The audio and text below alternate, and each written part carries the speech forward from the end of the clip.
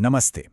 कभी सोचा है कि कोई गाना इतना दमदार क्यों लगता है, या किसी की आवाज हमारे कानों तक पहुंचती कैसे है? आज हम ध्वनि के पीछे के इसी दिलचस्प विज्ञान को समझेंगे, और इसकी शुरुआत होती है एक बहुत ही आसान से आइडिया से।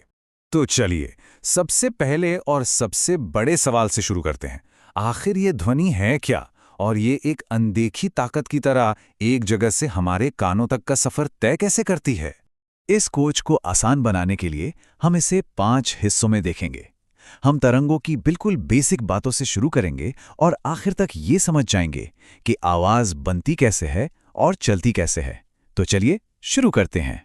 ठीक है, तो चलिए इसे समझने के लिए एक जानी पहचानी तस्वीर से शुरुआत करते हैं। एक शांत तालाब। जरा सोचिए, आप एक शांत तालाब में पत्थर फेंकते हैं। इससे सिर्फ एक छींटा नहीं पड़ता, बल्कि एक विक्षोभ पैदा होता है। ये शब्द बहुत जरूरी है। ये विक्षोभ एक जगह नहीं रुकता, बल्कि बाहर की तरफ फैलता है, जिससे पानी में वो खूबसूरत गोल गोल लहरें बनती हैं जिन्हें हम सब ने देखा है। और पता है, यही आगे बढ़ता हुआ विक्षोभ एक तरंग की असली परिभाषा है। यहाँ एक बहुत जरूरी बात यह है कि पानी खुद तालाब के एक किनारे से दूसरे किनारे तक नहीं जाता। नहीं, सिर्फ वो डिस्टर्बेंस, वो हलचल आगे बढ़ती है। तो सवाल यह है कि कोई तरंग आगे कैसे बढ़ती है। इसके लिए माध्यम में 2 चीजें होनी बहुत जरूरी हैं। पहली है प्रत्यास्थता, मतलब कणों की अपनी असली जगह पर वापस आने की क्षमता, एक रबर बैंड की तरह।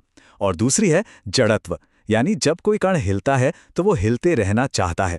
इन्हीं दोनों ताकतों की वजह से तरंग की ऊर्जा एक कण से दूसरे कण में ट्रांसफर होती है। अब जब हम ये समझ गए हैं कि तरंग क्या होती है, तो चलिए अब तरंगों के 2 मुख्य परिवारों पर एक नजर डालते हैं। इनके बीच का फर्क बहुत सीधा साधा है। यांत्रिक तरंगें, जैसे कि ध्वनि, इन्हें चलने के लिए किसी माध्यम की जरूरत होती है, चाहे वो ठोस हो, तरल हो या गैस। दूसरी तरफ हैं विद्युत चुंबकीय तरंगें, जैसे रोशनी, जिन्हें चलने के लिए किसी भी माध्यम की जरूरत नहीं होती। और यहीं से हमें साइंस फिक्शन फिल्मों के उस क्लासिक सवाल का जवाब मिलता है, स्पेस में आवाज क्यों नहीं होती? वो इसलिए क्योंकि प्रकाश एक विद्युत चुंबकीय तरंग है, तो वो खाली स्पेस में भी आराम से चल सकता है। लेकिन ध्वनि एक यांत्रिक तरंग है, उसे चलने के लिए कुछ चाहिए, और स्पेस के वैक्यूम में कुछ भी नहीं होता। चलिए अब थोड़ा और गहराई में चलते हैं। हम यांत्रिक तरंगों पर ध्यान देंगे और देखेंगे कि माध्यम के अंदर के कण आखिर करते क्या हैं।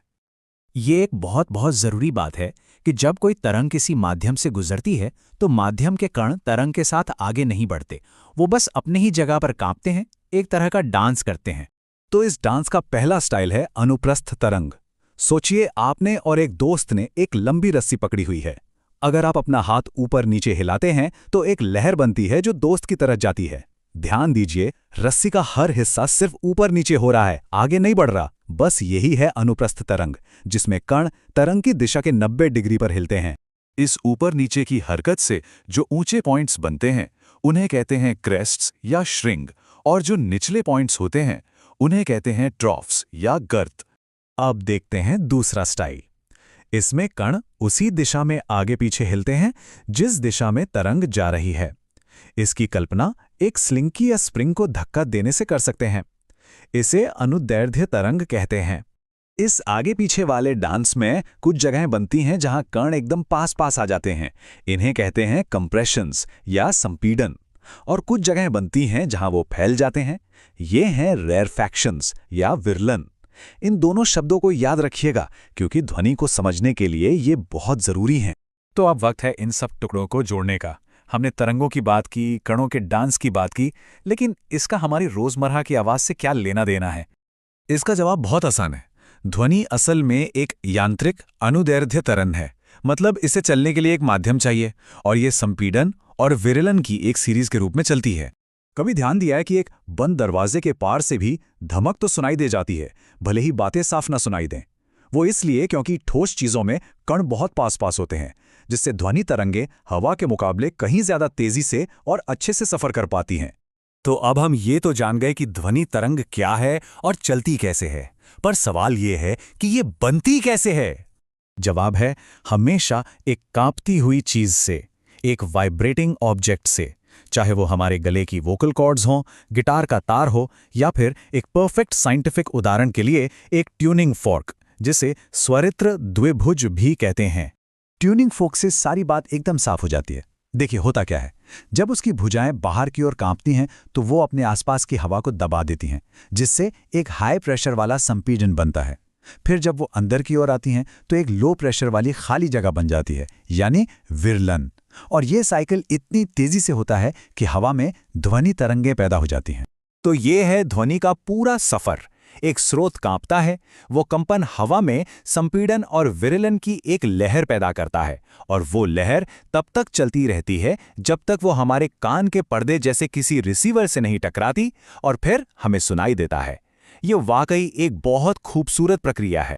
तो सबसे जरूरी बात जो याद रखनी है वो ये है कि ऊर्जा यानी वो विक्षोभ आगे बढ़ता है, हवा के कण नहीं। यही एक तरंग की असली पहचान है। तो मैं आपको एक आखिरी सवाल के साथ छोड़े जाता हूं।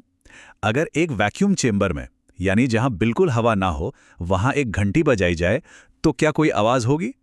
जो कुछ भी हमने अभी समझा है उसके हिसाब से जवाब है नहीं।